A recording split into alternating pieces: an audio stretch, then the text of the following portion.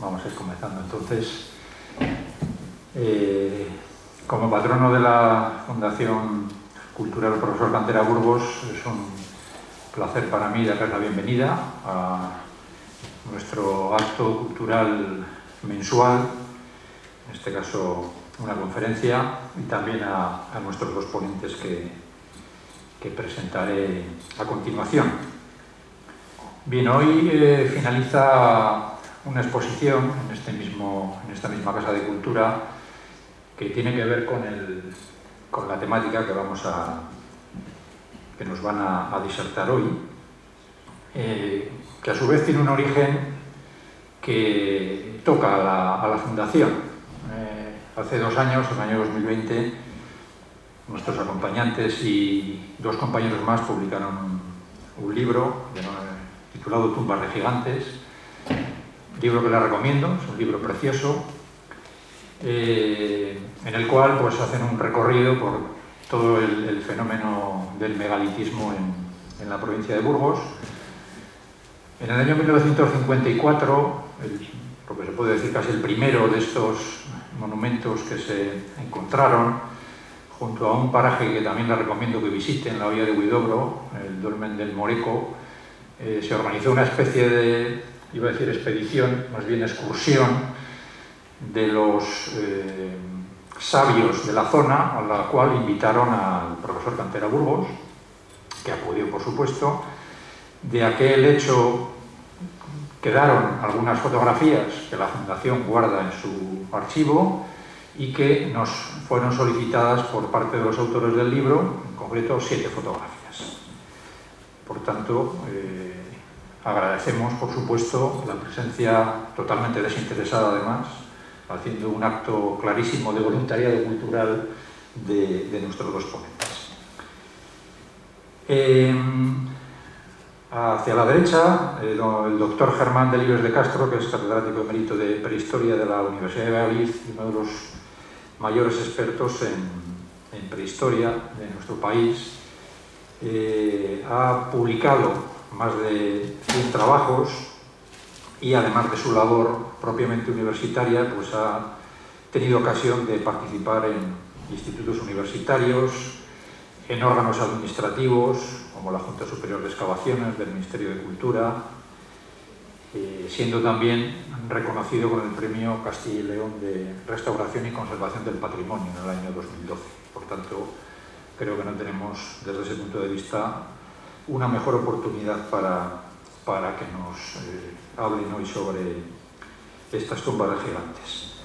Por otro lado, me acompaña también a mi lado el doctor Miguel Ángel Moreno Gallo, que hasta hace poco ha sido profesor del área de comunicación audiovisual de la Universidad de Burgos, aunque para él realmente, aunque le ha dedicado mucho tiempo, pues esto era una especie de hobby, ¿no? Su trabajo principal siempre ha estado vinculado al periodismo y, en particular, pues ha pasado prácticamente toda su vida profesional como jefe de prensa o en la oficina de comunicación del antiguo gobierno civil y posterior subdelegación del gobierno.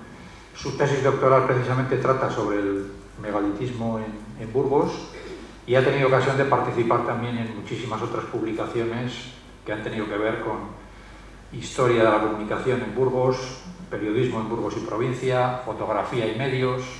Recientemente ha participado en un libro sobre los rodajes que han acontecido en la provincia de Burgos, los rodajes de películas cinematográficas, que está también ya a la venta, y también en patrimonio histórico industrial, pues el ferrocarril Santander Mediterráneo, el ferrocarril minero, el minero de la Sierra de la Demanda, toda la zona de petróleo en la Lora, etcétera, etcétera.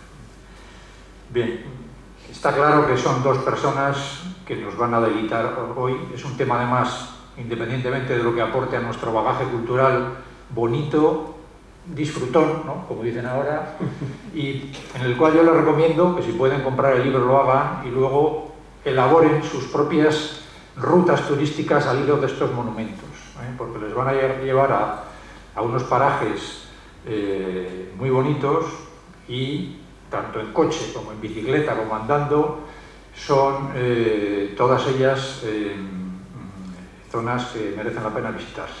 Yo que suelo moverme por ahí con la bicicleta de montaña, muchas veces elaboro las rutas previamente diciendo quiero pasar por aquí, y otras veces me he encontrado los dólmenes, los menires, etcétera, a la vuelta de cualquier recodo, ¿no? Y es algo que desde luego reconforta mucho. Bien, pues sin más yo les cedo la palabra. Buenas tardes. Me he quitado la mascarilla no sin haber pedido antes permiso al presidente de la Fundación, porque me parece que se empaña un poco la voz y que probablemente voy a llegarles un poco mejor. A Miguel Moreno ya le debo tener contagiado de haber pasado con él varios días juntos, con lo cual tampoco se puede preocupar en exceso. Pero yo quería agradecer la presentación que nos ha hecho el amigo amable y tengo que seguir con los agradecimientos. Agradecer al Ayuntamiento de Miranda que trajera la exposición Tumbas de Gigantes, de la que fuimos comisarios, entre otros Miguel y yo, a la Fundación Cantera Burgos que se haya animado a promocionar esta conferencia y por supuesto les tengo que dar las gracias a ustedes por su presencia. Naturalmente, sin ustedes aquí no tendríamos ninguna posibilidad de celebrar un acto como este. Bueno, antes les decía el presentador que el origen de esta conferencia es un libro cuya portada van a ver ustedes aquí, que editó efectivamente la Diputación de Burgos hace 2 años. Es un libro en el que participamos, en el que escribimos Miguel Moreno y yo, además de otros 2 compañeros, de los profesores Villalobos y Vasconcillos, y Javier Vasconcillos. Y en un determinado momento lo edita la Diputación muy amablemente y nos ofrecimos efectivamente a intentar transmitir a las gentes de la provincia de Burgos el contenido de esta obra, que trataba sobre los dólmenes, ya voy adelantando un poco el término, en la provincia, y efectivamente ha circulado por una serie de lugares. La exposición la tienen ustedes ahí fuera, por si alguno no lo ha visto, y antes les animaban a intentar comprar el libro, no sé si es caro o no, yo creo que no lo es demasiado, pero por si acaso ustedes tienen la oportunidad de llevarse un pequeño recuerdo hoy de esta charla y de la exposición a través de unos cuadernillos que aparecen al pie de los paneles en la sala en la que se hace la exposición correspondiente. Bien, voy a hablar de dólmenes, o vamos a hablar de dólmenes, y ustedes, estoy seguro de que todos ustedes tienen una cierta idea de lo que es un dolmen, porque está el término, yo creo que está muy introducido, bastante utilizado en el mundo actual, siquiera sea a través de la lectura de los cómics de Asterix y de Obelix. Ustedes habrán visto en alguno de estos cómics cómo el druida Panoramis, cuando llueve, se mete debajo de una especie de trilito constituido por 2 piedras verticales y una horizontal a modo de mesa, y no dice nada, pero realmente, igual que aparece aquí un supuesto dolmen a la izquierda de la imagen que están ustedes viendo, pues se supone que son construcciones realizadas con grandes piedras. Tengo que decirles, para el que crea por un momento que los dólmenes puedan ser de la época de Asterix y de Obelix, que realmente esto es un error bastante común. Se atribuyeron durante mucho tiempo a los celtas, a los galos, que era la población prerromana de las tierras de Francia, a grosso modo, pero hoy sabemos que en realidad son mucho más antiguos. Los irreductibles galos contra los que combatía César vivían en el siglo I a.C. y ahora se lo voy adelantando también, estas construcciones de las que vamos a hablar, megalíticas, es lo que significa megalito, construidas con grandes piedras, tienen entre 6.000 y 5.000 años de antigüedad. Es decir, que son notablemente más antiguas. Esto es lo que los historiadores llamamos una ucronía, ¿no? Mezclar elementos de distintas épocas y atribuirlos en principio a la misma cultura. Bueno, en la parte de abajo ven una de estas construcciones. La verdad es que vamos a verlo luego. Los dólmenes son construcciones un poquito más complejas. Este es un esqueleto de un dolmen excesivamente sencillo. Aquí tienen en la siguiente construcciones megalíticas. Ahí digo en la parte de arriba, mejor que hablar de dólmenes, que es un término muy popular, En realidad es una palabra bretona que significa mesa de piedra, unas patas en definitiva y una cubierta plana, ¿no? Como veíamos antes y como vemos en algunas de estas. Bueno, se habla mejor de sepulcros megalíticos. Sepulcros ya nos indica que tienen un carácter funerario estas construcciones, megalíticas porque están construidas con grandes piedras. ¿Y esto por qué mejor? Porque hay bastantes sepulcros megalíticos, si queremos dólmenes, que no tienen cubierta plana. De manera que, digamos que desde el punto de vista estrictamente semántico, no responderían al contenido de la palabra mesa en bretón, y sin embargo las metemos dentro de la familia de los dólmenes. Mejor sepulcros megalíticos. Y para que se hagan una idea un poco del tamaño siquiera, pues ahí ven como los dólmenes por regla general, el concepto que tenemos es de piedras en un equilibrio bastante precario, ¿no? Como vemos en esos casos. Y respecto al tamaño, pues ahí ven en la parte de abajo a la derecha un viejo dolmen, en este caso de Portugal, del sur de Portugal, en el que la construcción de piedras, lo llamaremos la cámara, luego lo vamos a ver, le han adosado una espadaña de ladrillos delante y lo han convertido en una capilla, es decir, que pueden entrar personas en el interior. Bueno, durante mucho tiempo las gentes, cuando supieron que tenían una antigüedad considerable, se preguntaban cómo era posible que los hombres, ahora ya lo hemos adelantado, de hace 5 o 6 mil años, que vivían todavía en la edad de la piedra, en el Neolítico, en la edad de la piedra nueva, ya se conocía la agricultura, cómo era posible que construyeran estas cosas. Y durante mucho tiempo existió la creencia, un poco la fábula, de que eran construcciones de gigantes. Ese era el título de nuestro libro, un poco recordando precisamente esto. Y ahí vemos una ilustración en esta figura, una ilustración de un libro de un escritor francés, Rabelais, del siglo XVI, en el que vemos a los gigantes, decían que había razas de gigantes, en este caso al gigante Gargantúa o a su hijo Pantagruel, no lo sé muy bien, que vemos que se apoyan ahí en una de estas construcciones como si fuera poco menos que un elemento del mobiliario de su casa, como si fuera una... Bueno, esta idea, esta creencia de que podían ser tumbas de gigantes es lo que ha determinado que a muchos dólmenes esta casi incapacidad para creer que pudieran haber sido construidos por hombres como nosotros, todavía carentes de máquinas y en la edad de piedra, en la prehistoria, es lo que ha llevado a que en las creencias populares los dólmenes hayan pasado por estar relacionados o ser construcciones de seres míticos. A veces se habla de las tumbas de los atlantes, a veces se habla de la tumba de los gigantes, a veces se habla de las tumbas de las hadas, se habla de las tumbas de la bruja o de las construcciones de la bruja. En fin, todos sabemos, el doctor Jiménez del Oso nos hubiera dicho hace unos años que las habían construido extraterrestres. Bueno, todos sabemos, desde el punto de vista de la más estricta sensatez, que las tuvieron que construir los humanos, ¿no? Gracias a su esfuerzo. Entonces esta idea de las tumbas de gigantes está sobrepasada, está superada, pero quiero que sepan que efectivamente todavía muchos de estos dólmenes reciben esta denominación. Bien, ¿por dónde se distribuyen los dólmenes? Lo que llamamos la cultura megalítica. Pues ahí ven ustedes rayado o sombreado en amarillo prácticamente todo el espacio donde aparecen tumbas megalíticas. Se van a dar cuenta, y ya les llamo yo la atención un poco sobre ella, que hay algunas zonas con un amarillo un poco más intenso, un naranja. Son aquellos lugares donde se han documentado dólmenes más antiguos y donde en alguna ocasión se ha pensado que se podía encontrar el origen de este tipo de arquitectura. Hoy no está muy claro dónde están los dólmenes más viejos, pero en esos lugares se ha sospechado en ocasiones que podría estar la cuna de la cultura megalítica. Y luego observen también otro detalle interesante, y es que el territorio actual de Castilla y León en este mapa aparece vacío, no aparece sombreado, de manera que tendríamos que pensar que no había dólmenes en el territorio. Bueno, es un mapa relativamente viejo y sobre todo de un autor, de un prehistoriador de fuera de la península ibérica, que no conoce muy bien esta realidad.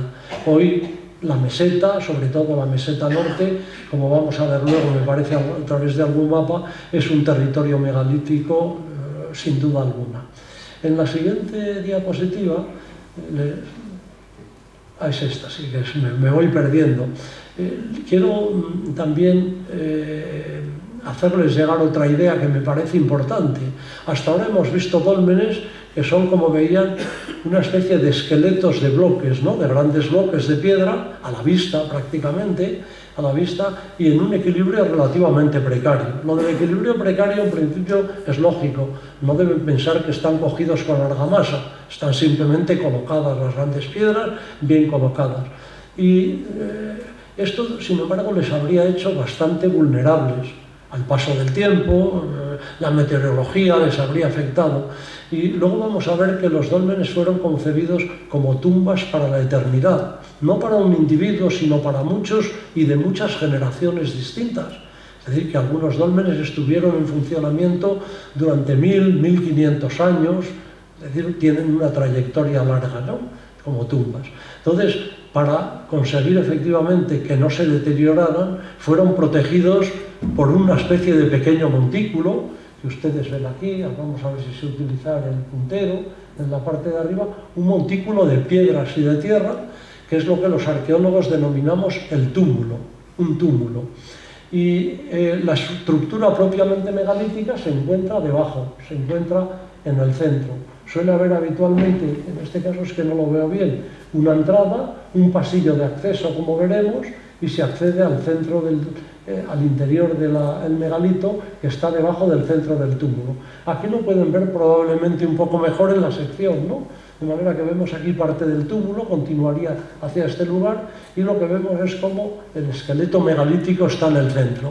Bueno, me parece importante que lo tengan en cuenta por dos razones. El túmulo se construye, sospechamos al menos, por una parte para proteger la arquitectura, la construcción, y por otra parte también para darle una mayor apariencia externa, de manera que de algún modo va a destacar mejor en el paisaje. Es decir, no va a pasar desapercibido, en definitiva, para que se les vea un poco mejor. Bien, ahí hay un detallito del que no sé si tengo tiempo de hablar, y es que los sepulcros, lo vamos a ver luego un poco mejor, probablemente hable Miguel un poco más de ello, están orientados y tienen una orientación muy particular en función del sol, de la posición del sol en determinados momentos del año, en la salida del sol. Bueno, en esta otra diapositiva vean la misma distribución que veíamos antes, ahí a la izquierda, pero vean como ya aparece cubierta y sombreada toda la meseta norte y parte de la meseta sur. Y aquí tienen ustedes un mapa de nuestra comunidad, la identifican muy bien, ¿no? León, Zamora, Salamanca, etcétera, etcétera, y Burgos. ¿Y qué es lo que vemos? Que hay megalitos, pero que no tienen una distribución regular. Hay zonas con ciertas concentraciones y hay otros lugares donde prácticamente no les hay. La primera concentración en conocerse fue en la provincia de Salamanca, se conoce en la actualidad 1,5 centenares de dólmenes aproximadamente, se conocen desde comienzos del siglo XX, justo desde comienzos del siglo XX, y luego han ido apareciendo los restantes. Y ahora lo que tendría que hacerles ver es, o insistir, es cómo en la provincia de Burgos hay una densidad y una concentración muy importante. Bueno, alguien dirá, ¿por qué hay tan pocos en los demás sitios? Bueno, puede haber distintas razones, tal vez no los hubo desde el primer momento, tal vez se han destruido en muchos casos porque estamos hablando de tierras milenariamente cultivadas y siempre han molestado los dólmenes. Y hay otra circunstancia todavía a valorar, es la posibilidad de que puedan aparecer. ¿Por qué les digo esto? Pues miren, se lo digo por ejemplo porque en la provincia de Burgos, allá hacia el año 1990, se conocían medio centenar todo lo más de sepulcros megalíticos, y gracias a la labor de prospección de mi compañero de mesa Miguel Moreno, hoy se conocen 4 o 5 centenares probablemente, ¿no? ¿Esto qué quiere decir? Que todavía pueden seguir apareciendo dólmenes. Esto no es poco importante. En una zona como el Miranda de Ebro, donde se conocen muy pocos, sigan buscando porque todavía tenemos la esperanza de que algún día aparezca alguno, tengamos la oportunidad de ver alguno. Bien, seguimos un poco deprisa porque no podemos detenernos mucho. Vean la estructura de un dolmen de la zona nuestra, de la zona de la meseta. Vean que tiene una cámara de bloques verticales, les llamamos ortostatos, forma normalmente es de planta poligonal o circular o redonda, y luego vean el túmulo, le ven perfectamente, ¿no? Ese amontonamiento, esa protección, normalmente es de tierra, tiene bloques grandes detrás de los ortostatos de la cámara para que no se caigan, para darles estabilidad, y luego vean que hay tierra y por encima hay una capa de tierras, lo llamamos la coraza. La coraza para evitar, si solo hubiera tierra, cada vez que lloviera se producirían escorrentías, erosión y iría apareciendo rápidamente la estructura megalítica sin más, ¿no? Bueno, pues eso. Y luego vean, para llegar, para atravesar el túmulo, como la tumba, les he dicho desde el primer momento, o desde casi el primer momento, que es un lugar de enterramiento colectivo, no para un enterramiento, sino para muchos enterramientos diferidos que se producen en el paso del tiempo. Es como los panteones familiares actuales. Están enterrados los abuelos, mis padres, y estaré enterrado yo pronto. Pero no nos han enterrado a todos. El arqueólogo que lo excave dentro de 200 años, no, espero que ya no tendrá elementos para pensar que efectivamente las tumbas los enterramientos no se han hecho en el mismo momento todos instantáneamente, sino que es un depósito diacrónico, realizado a lo largo del tiempo. Entonces, con objeto de hacer más fácil, bueno, habitualmente la cámara puede tener una cubierta. Esto lo voy a decir. La cubierta sería la mesa de la que hablábamos antes, plana de los dólmenes. A veces puede ser también de falsa cúpula, de pequeñas piedras. En la meseta debió ser, luego lo vamos a ver también, debió ser de madera. No conocemos solamente el Manzanedo. Hay un dolmen que tiene cubierta monolítica, de un solo bloque monumental. Entonces, con objeto de no tener que levantar la cubierta cada vez que hay que hacer un enterramiento nuevo, lo que hacen es un pasillo de acceso, también de losas verticales, y aquí le vemos que aparece cubierto, en este caso sí, por cubiertas planas, por losas planas arquitrabadas, ¿no? Es lo que se llama el pasillo o el corredor. De manera, en el extremo debía haber una piedra gruesa, y cada vez que había que hacer un enterramiento, porque había muerto el abuelo, se movía la piedra de la entrada y se arrastraba el cuerpo por el corredor para llevar al lugar del depósito fundamental. Bueno, pues estos son los elementos estructurales de una de estas tumbas. Aquí ven una de las tumbas del páramo de Masa, el moradillo de Sedano. Estamos viendo la fotografía, nos permite ver la cámara poligonal, como vemos, grandes piedras.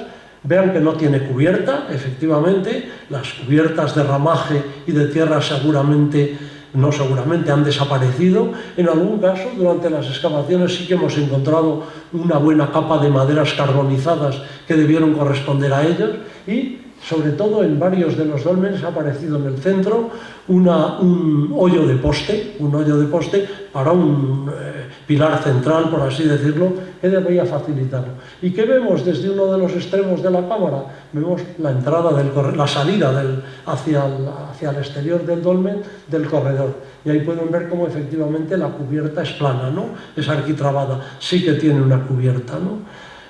Lo volvemos a ver de la misma manera. Aquí vemos un poco el túmulo, la sensación del túmulo, la cubierta, y ahí vemos sí, las lajas del corredor, aquí cubiertas todavía por la tierra. Aquí vemos el corredor por dentro, con las cubiertas planas, y aquí vemos, esta es una reconstrucción que ha hecho alguien de cómo podría haber funcionado el corredor, la cámara, y cómo podría haber tenido una techumbre de madera con un pilar aproximadamente. No se oye bien. Cuando me vuelvo, perdón, me volveré menos a partir de ahora. Bien, aquí pueden ver el mismo sepulcro de las Arrillas en el momento de su restauración. Se restauraron hacia el año 90, más o menos, 94, tal vez pudo ser, y el túmulo estaba un poco deteriorado, y como sabemos que son circulares, bueno, acabamos recomponiendo el entero, y este es el aspecto que tiene actualmente, ¿no? Y lo que vemos ahora en este caso es la embocadura, la entrada al corredor, del extremo del corredor, para entrar hacia la cámara que se encontrará detrás. Es una imagen distinta a la que veíamos antes. Bueno, quiero llamar la atención sobre una circunstancia para que hace pensar efectivamente en el interés que tenían en construir este tipo de tumbas y no otras distintas, y es el esfuerzo megalítico. Los dólmenes buraleses no son excesivamente grandes, quiero decir con esto que los hay mucho mayores, y son muy famosos, a lo mejor alguno de ustedes ha tenido la oportunidad de verles, los dólmenes de Antequera, en Málaga. Hay unos tumbos, la cueva de Menga, la cueva de Viera, el Romeral. Bueno, pues algunos de las piedras de la techumbre del dolmen de Menga pesaban 180 toneladas. Bueno, en aquel momento había que hacerlo, había que arrastrar las piedras, cortarlas y había que traerlas de la cantera, exclusivamente con esfuerzo humano. Y el arrastre no se podía hacer tampoco con animales porque ya había domesticación en el Neolítico, pero todavía no hay animales de tiro. En el momento, estoy hablando del 6000 a.C. aproximadamente. Bueno, pues esto nos permite efectivamente pensar el interés que tenían en hacer este tipo de construcciones. Y esa es la razón que lleva a un investigador francés a hablar de tumbas para la eternidad. Había que hacer unos monumentos duraderos, porque se estaba construyendo no la tumba para el primero que se enterrara, que sería probablemente uno de los seres, pasará a la historia como un ser mítico, ¿no?, el constructor de la tumba, sino para él y para sus descendientes. Bueno, y aquí vemos algunos datos del esfuerzo constructivo de algunos dólmenes de Burgos. Bueno, Cubillejo de Lara, o Mecerreyes o Mazariegos, se llama de las tres maneras. Bueno, Cubillejo, 6.700 horas hombre. Esto quiere decir que aquellas gentes, pues que vivían relativamente ajustados. Es decir, nosotros tenemos cierta capacidad de ahorro, pero en aquella época se vivía un poco al límite, ¿no?, con una agricultura y con una ganadería de subsistencia prácticamente. Bueno, tuvieron que liberar a parte de la población, o a toda la población, de sus tareas fundamentales, las que les daban de comer, para poder dedicarles a esto. Claro, 6.700 horas hombre, contabilizando 10 horas de trabajo día, serían 670 días de una sola persona, pero serían 3 meses prácticamente de 10 personas, o 2 meses y medio. Es decir, que efectivamente el esfuerzo constructivo es notable. Las cifras en otras ocasiones son muy pequeñitas. Esto quiere decir que también hay dólmenes muy reducidos. En Fuentepecina se calcula en solo 130 horas el esfuerzo constructivo. Y sin embargo alguien dirá, bueno, ¿y se puede hablar de megalito ahí, si son pequeñas, de piedras más reducidas? Miren, si es un sepulcro construido con piedras, es un sepulcro colectivo y tiene la misma planta que las grandes, tendremos que decir, aunque parezca una incongruencia, que es un megalito pequeño. Una tumba de supuestas piedras grandes, pero pequeñas. Bueno, un dolmen pequeño, en definitiva. Bueno, ¿y qué es lo que encuentra el arqueólogo cuando excava el interior de la tumba? Pues un amasijo de huesos aproximadamente como este. No, este es de una tumba del sur de Francia, pero me parece que es una ilustración bastante expresiva para que entiendan lo que encuentra un arqueólogo allí. Es el éxito más grande para el arqueólogo localizar esto y al mismo tiempo el mayor de los suplicios. Un éxito porque gracias al estudio de los esqueletos, de los huesos que aparecen allí, vamos a conocer un poco de cómo son las ceremonias, los rituales funerarios, cómo se enterraba la gente allí, y luego vamos a conocer mucho a través de datos bioarqueológicos. Hoy podemos saber, a través de distintos análisis, qué comían, por ejemplo. Podemos conocer cómo eran, qué estatura tenían, podemos conocer qué tipos de actividades desarrollaban especialmente, que les ha llevado a tener determinadas deformaciones. Podemos conocer datos genéticos para conocer parentesco entre ellos. En fin, podemos llegar a conocer muchas cosas. Pero para tener un osario, como vemos este aquí ya perfectamente limpio, hay que dedicarle muchísimas horas.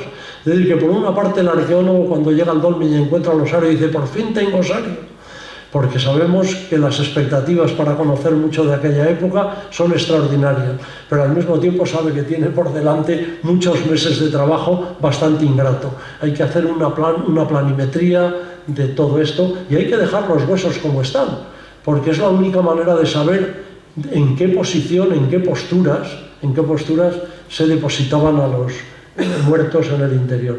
Y aquí vemos la dificultad que tiene todo ello.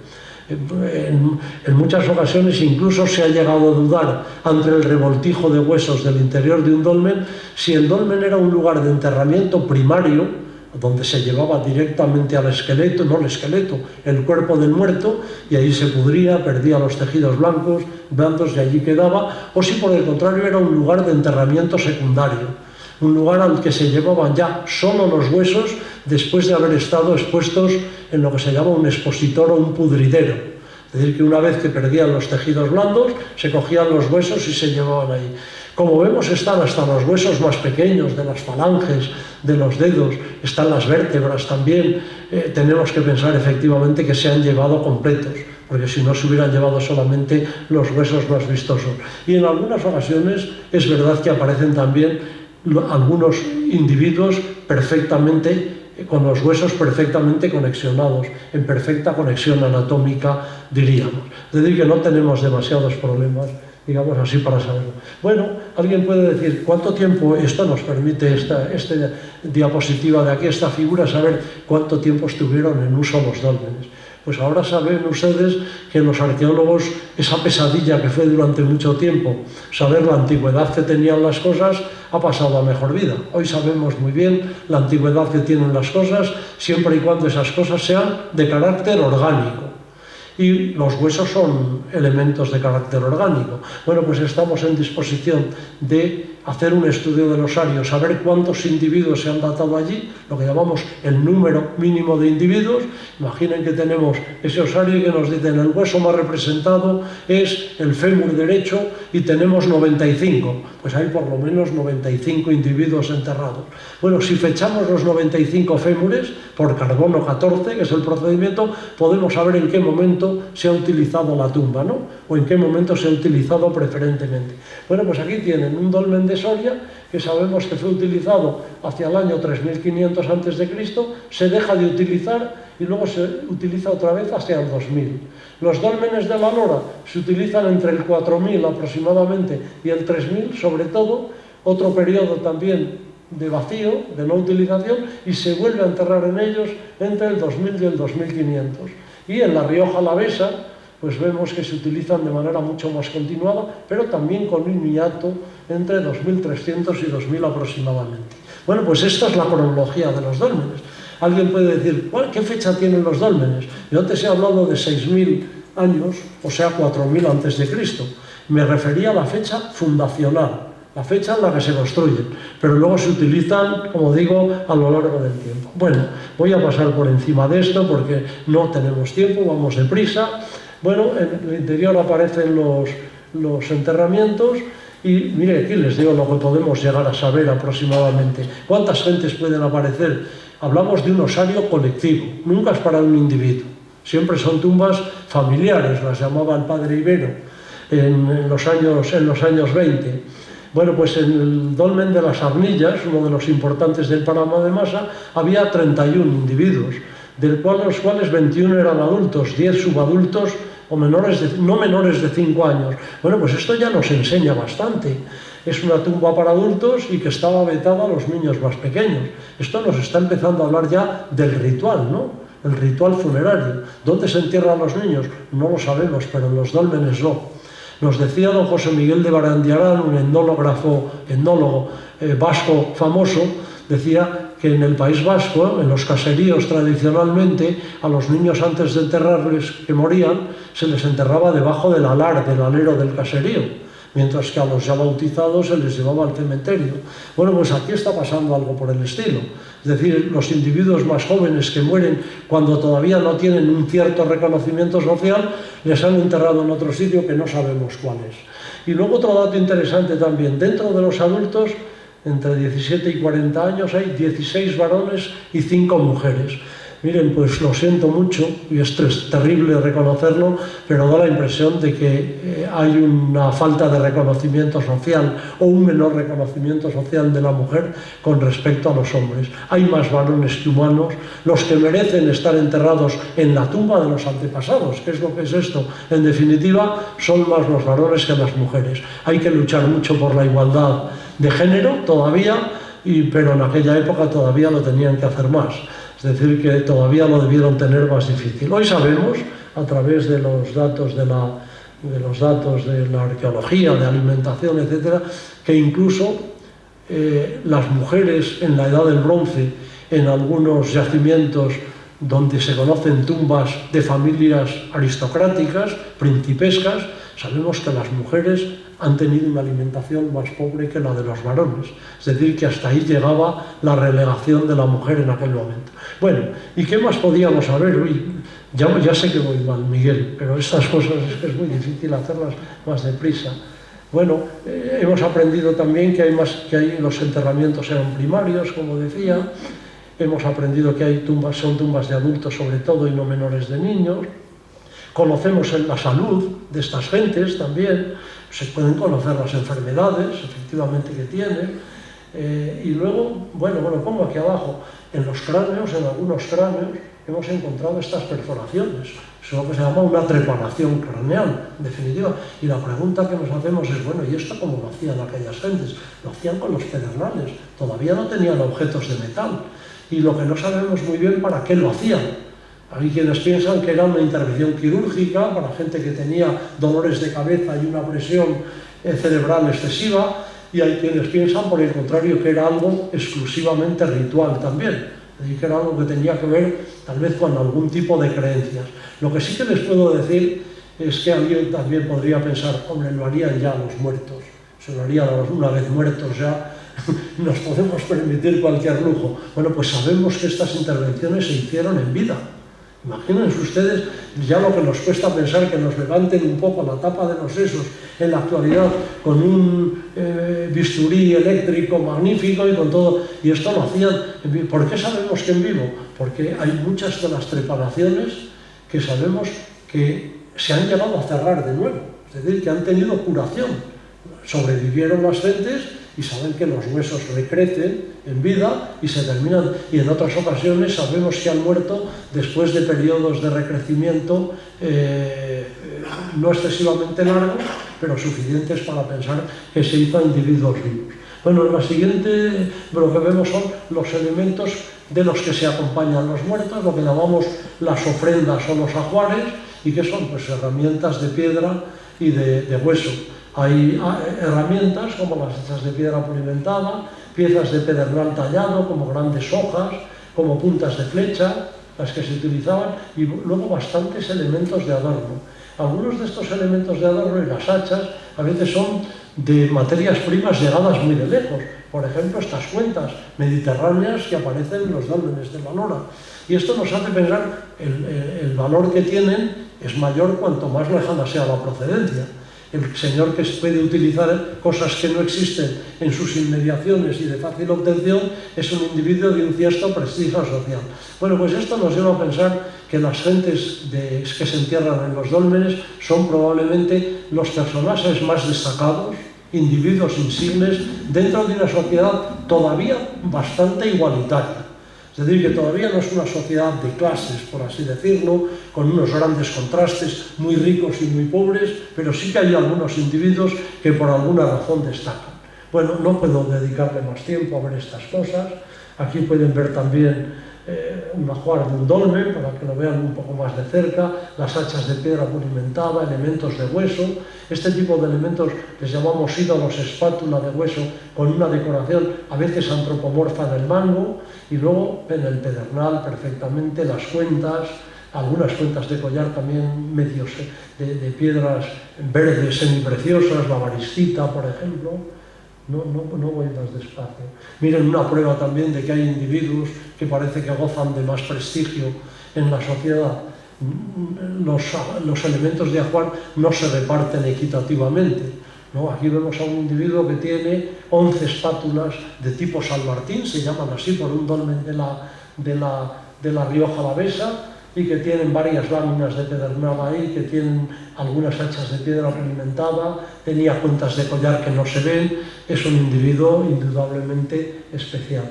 Otro pequeño detalle, antes se lo hablaba, los dólmenes están orientados, y están orientados no de cualquier manera, están orientados al punto. El corredor, la línea del corredor, el eje del corredor, está orientado al punto por el que sale el sol en el solsticio de invierno, es decir, en torno al 21 de diciembre aproximadamente.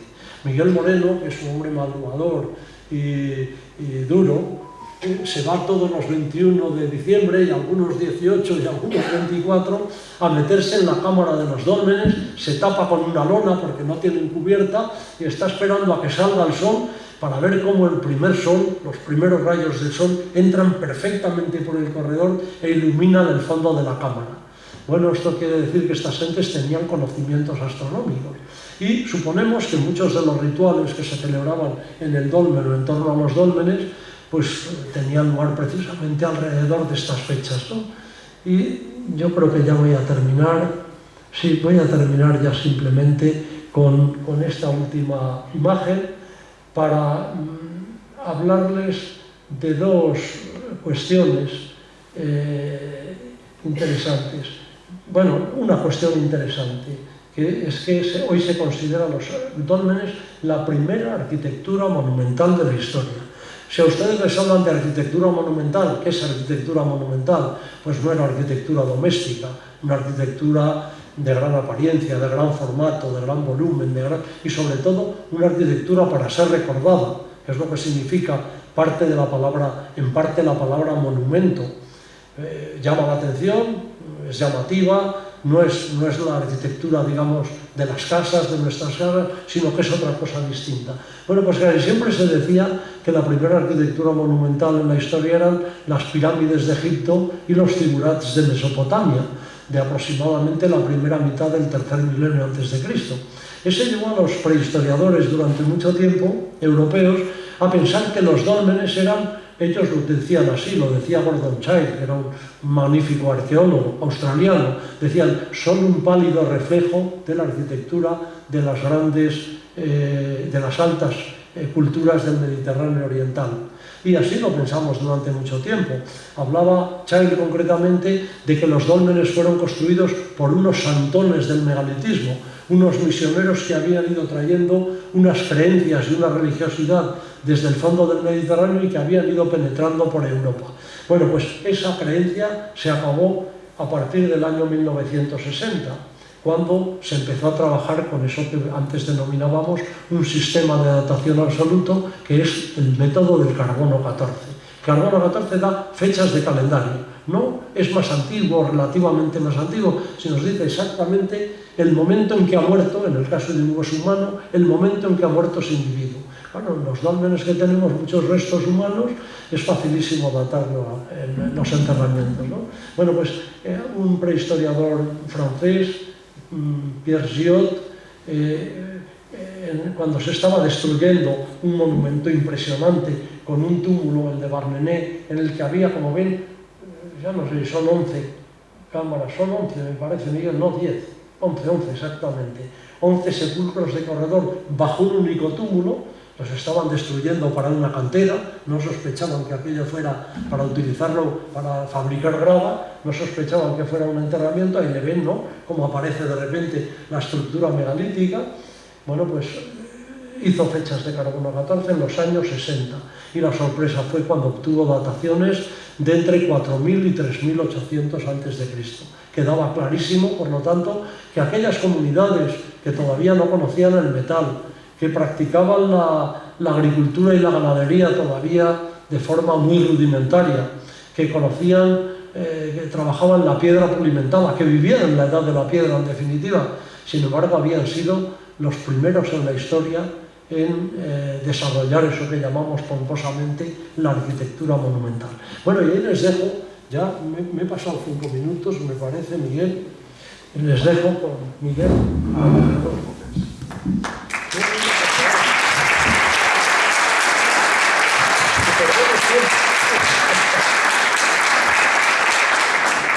Buenas tardes, es una lástima tener que ir tan deprisa porque estaríamos aquí hablando sobre dólmenes y megalitismo todo el tiempo que hiciera falta.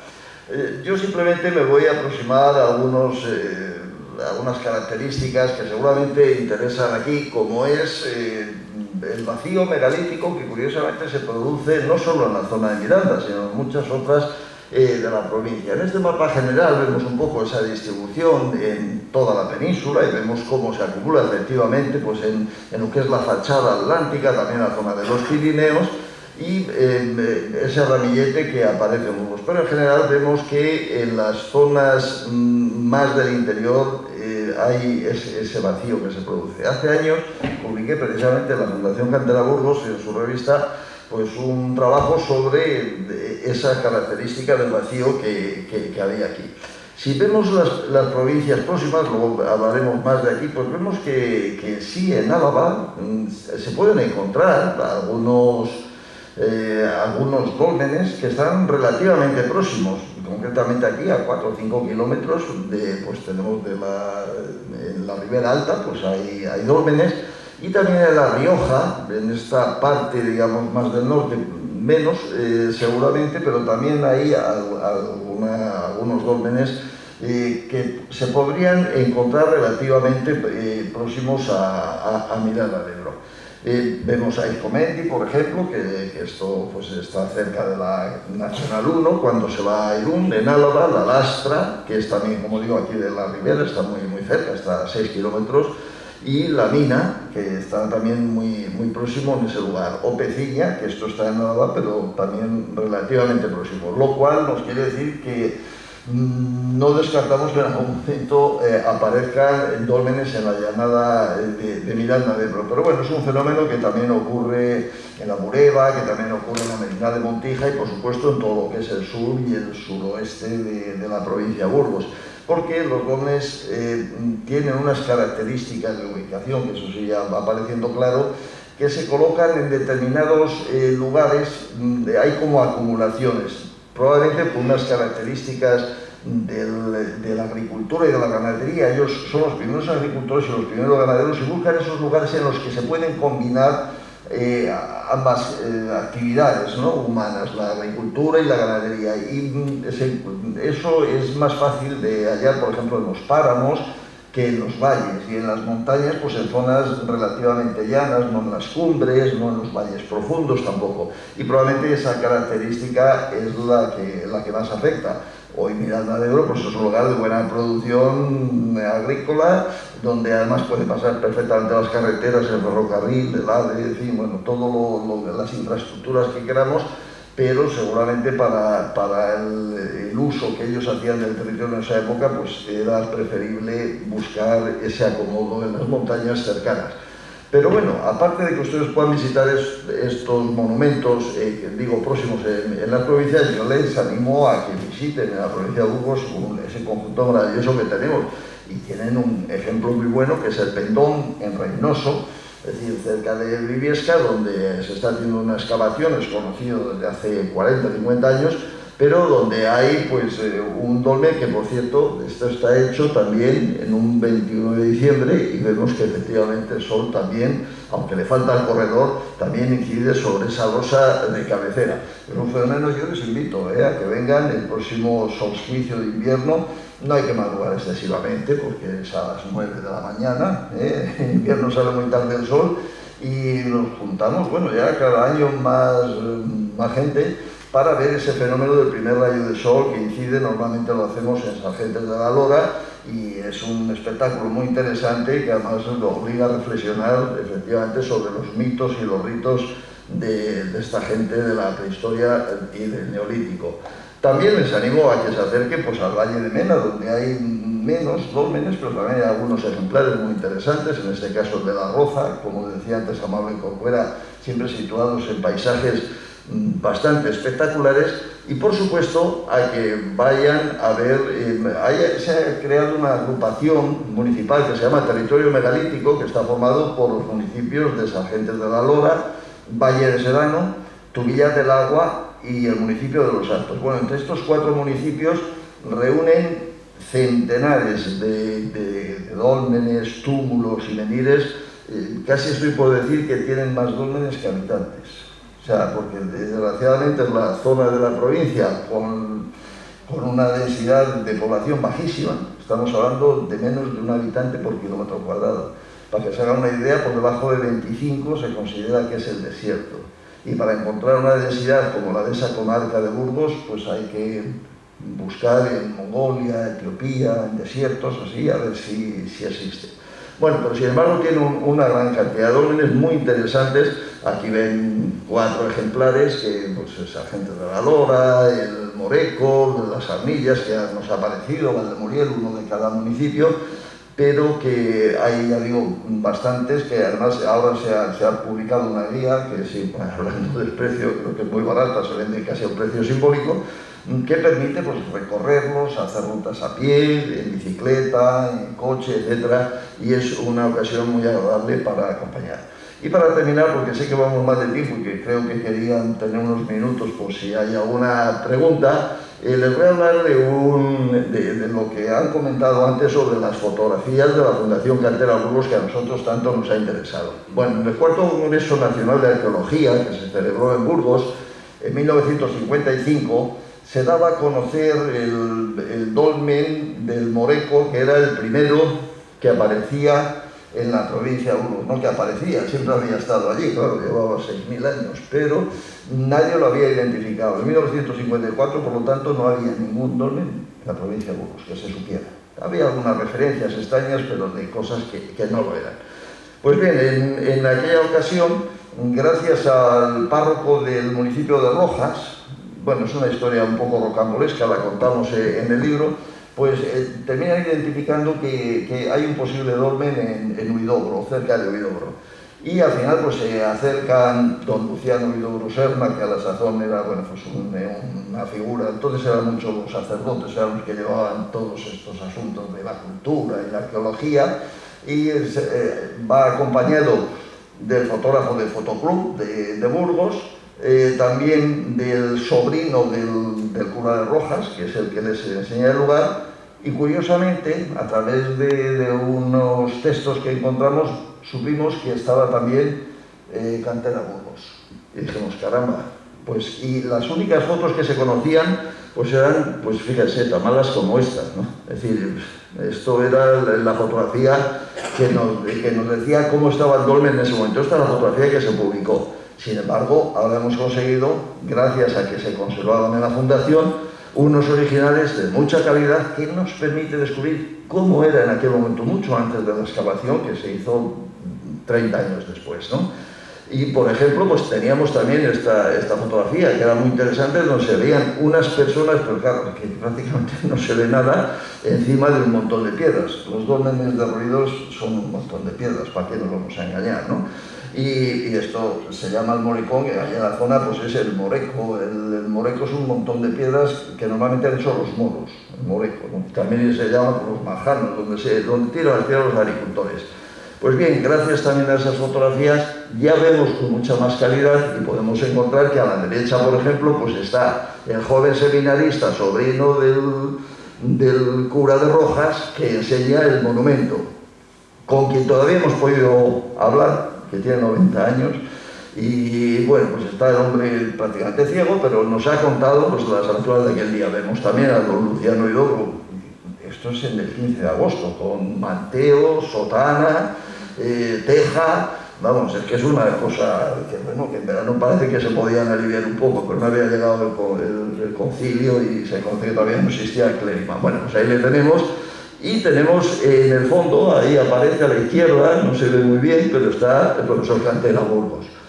Pues esto es muy interesante. Tenemos otra fotografía también de muy mala calidad y que además esto nos lleva a una sorpresa. Aquí la vemos mucho mejor, gracias a los originales de la Fundación Cantera, y aquí descubrimos, sin embargo, que hay dos sacerdotes. Uno todavía no lo hemos identificado, pero tenemos que dar con ello, y es un reto que planteamos a la Fundación Cantera, por si hubiera algún documento o algún diario o algún recuerdo del profesor Cantera que en algún momento, o una carta en la que hubiera explicado el viaje o lo que fuera. Que ahí vemos al profesor Cantera que está con los brazos en jarras.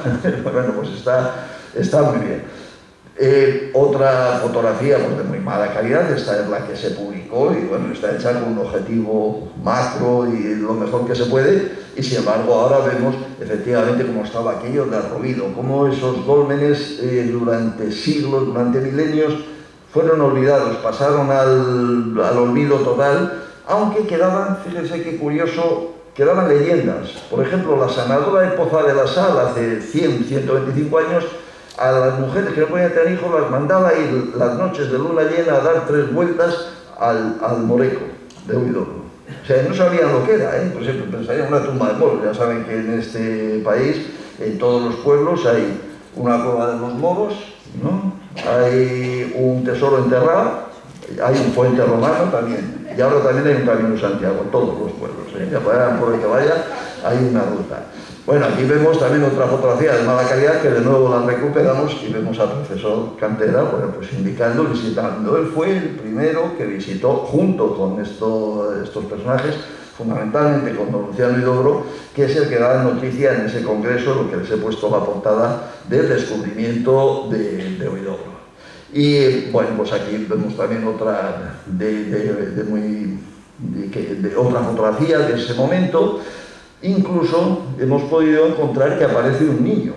Estamos dudando, pensamos que podía ser un sobrino de Cantera Burgos, que aparece a la derecha con el sombrero, pero no lo sabemos. Bueno, pues es una cosa que tenemos también pendiente. A veces la historia se hace así, ¿no? Se descubre pues 50 años después, 80 años después, y vemos por último también pues aquí al profesor Cantera acompañado de ese niño. Por eso decimos que parece que hay una relación más familiar, y además porque al ser los otros sacerdotes no me podía ser algún sobrino, pero es raro, va muy bien vestido para la época, muy endomingado casi, ¿no? Bueno, esto era, me parece que el día 15 de agosto. 15 de agosto, pero tampoco el profesor Cantera se quitó ni el sombrero. Bueno, el sombrero en el páramo viene bien en verano y en invierno, ¿no? Pero bueno, el termo bien cruzado, en fin, o sea, esas cosas. Bueno, pues este es un poco el reto de la investigación que seguimos haciendo, de la historiografía, de cómo vamos recuperando esos datos antiguos y volviéndolos a elaborar, y que nos permiten irnos acercando pues, a cómo se ha ido desarrollando toda la historia de la investigación sobre el megalitismo en la provincia de Burgos. Son las 9:03, nos hemos pasado considerablemente, ya nos disculparán ustedes, pero quedamos a su disposición y a disposición de la Fundación, fundamentalmente, para que nos diga lo que tenemos que hacer, pero a disposición de todos ustedes para contestarles o ampliarles aquello lo que podamos. Muchas gracias.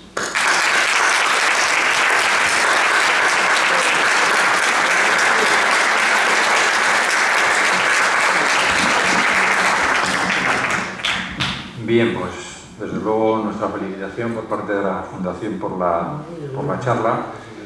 Y bueno, abusando un poco de la hospitalidad del Ayuntamiento, ya sabemos que está cercano o casi ya superado el horario de cierre, pues si hubiera algún comentario, alguna duda particular que quisieran plantear a los ponentes, pues efectivamente están a su disposición.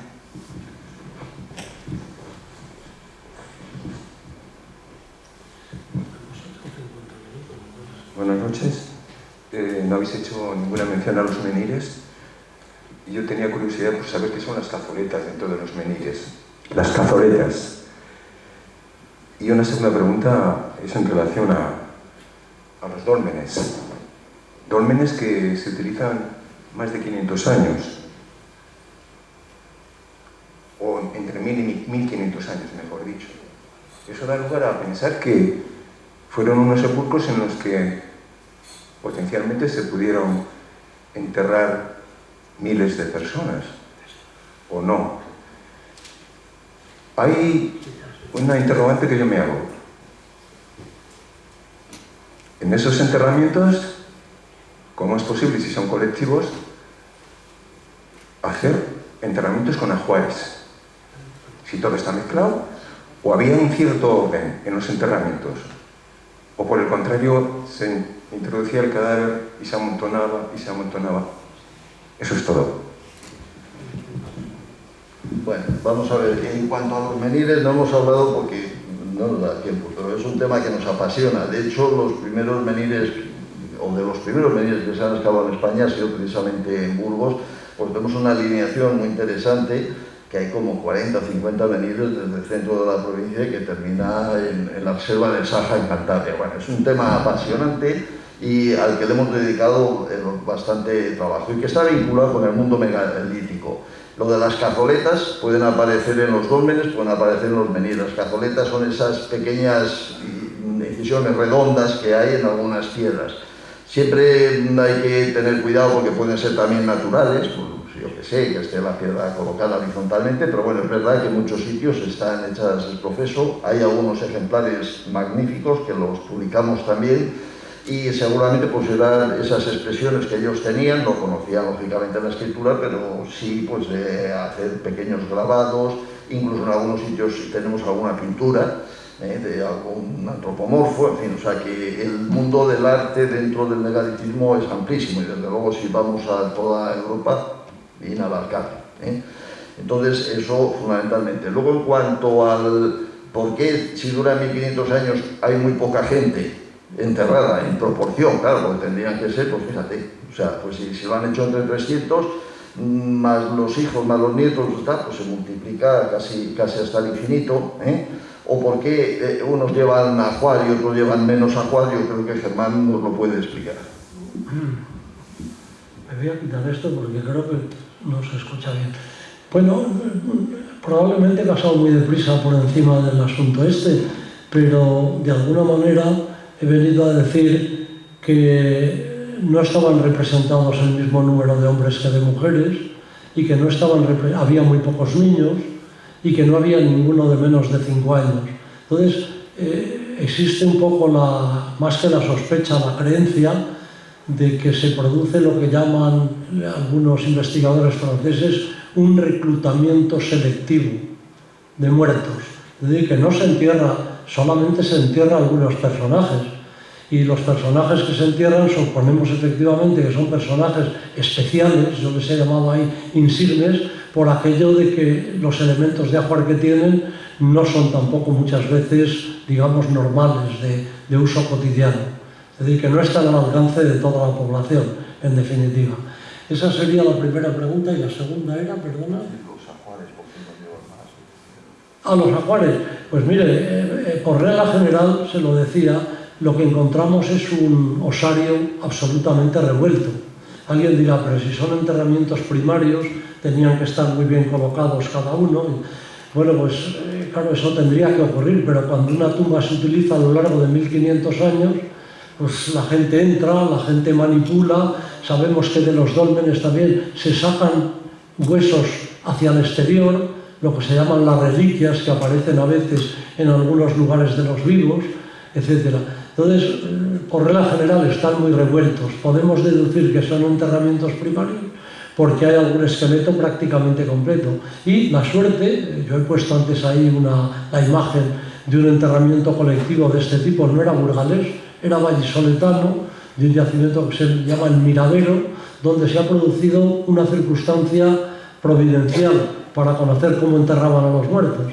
Y es que al poco tiempo de haber enterrado, después de haber enterrado a 15 individuos, sabemos que se va a producir un incendio de la tumba, se va a producir una capa de cal, va a llover, se va a convertir la cal viva en cal muerta, y se ha producido una cubierta de piedra prácticamente de 50 centímetros de espesor.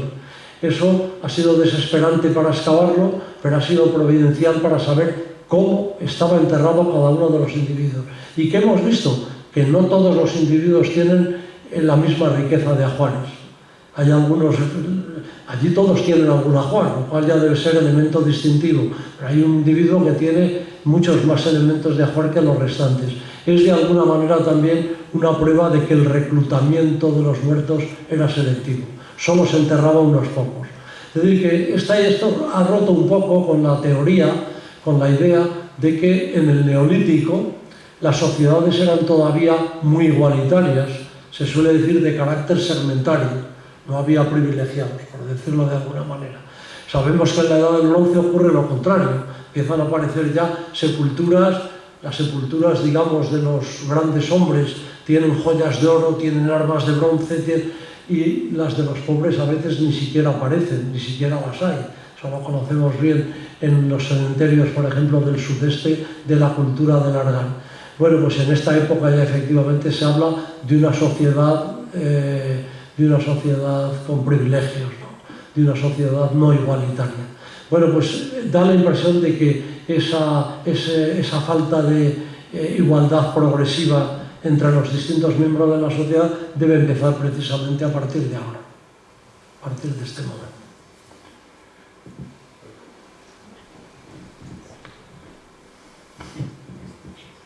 Hola, muy buenas. Gracias por la exposición. Dos cuestiones o dos preguntas. La primera sobre el solsticio de invierno, el 21 de diciembre. Esos ritos, serían como celebración a Ayu. ¿Es el origen a nuestras celebraciones a lo largo de la historia? Y luego la segunda, sobre los utensilios y herramientas que lo harían, las manualidades solo era de piedra, hueso, todavía no existía el metal. Eso es. Vale, vamos a ver lo del solsticio. Lo cierto es que yo creo que eso aparece en todas las culturas. Ellos observaban el cielo probablemente mucho más que nosotros, entre otras cosas porque nosotros no miramos al cielo, y en segundo lugar porque en las ciudades, si miramos al cielo, no vemos nada, porque no hay más que iluminación y contaminación. Sin embargo, cuando uno se va a un lugar muy oscuro, hay como llama. Y entonces ellos tenían ese control, el sol va saliendo por lugar diferente del solsticio de invierno al solsticio de verano, y ven que hace un recorrido, y está claro que eso les permite tener el primer calendario, por decirlo de alguna manera, es decir, el momento donde los días son más cortos, las noches más largas, y empiezan a estallar los días, y al revés, en el solsticio de verano.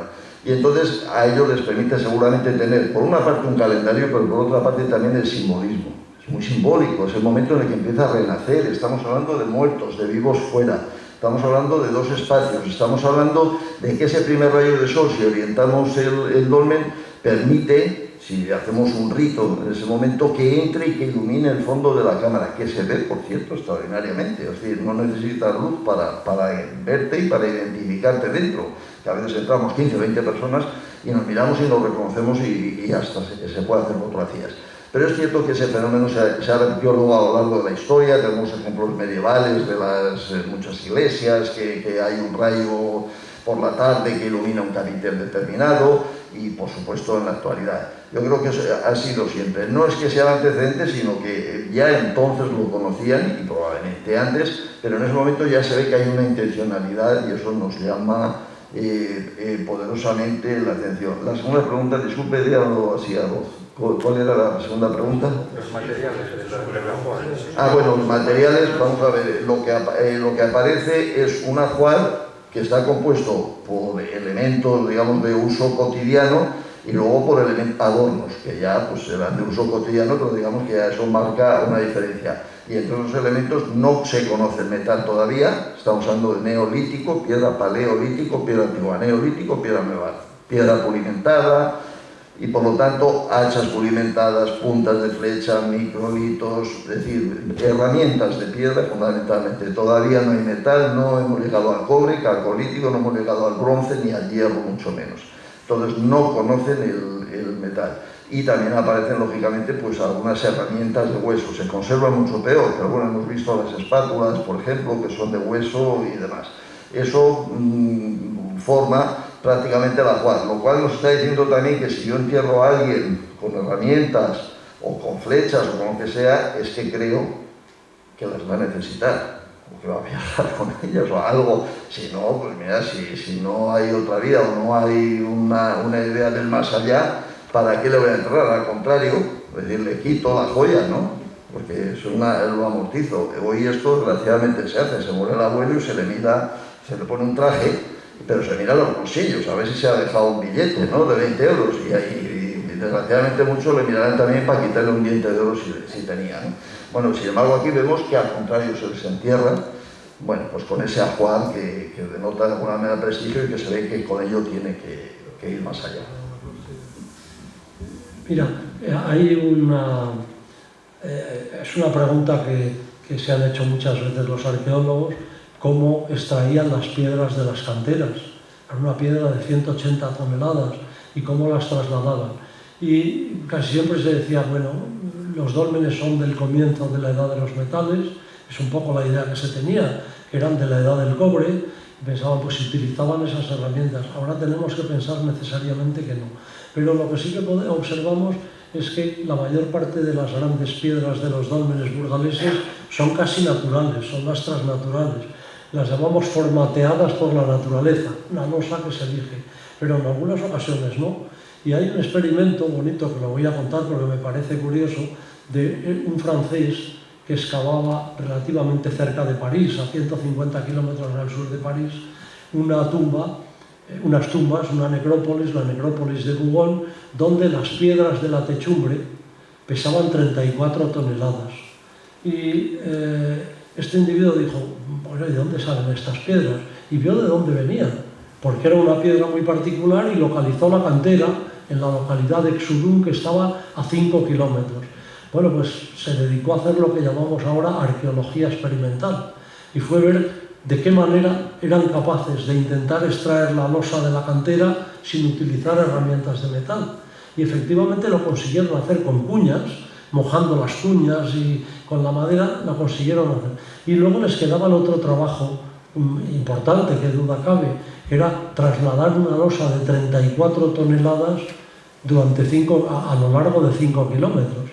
Y a este señor, que era un hombre simpático y que tenía buena prensa en la zona, invitó el día que terminó las excavaciones a una fiesta campestre, a comer chorizo y pan y a beber vino alrededor de una de las tumbas.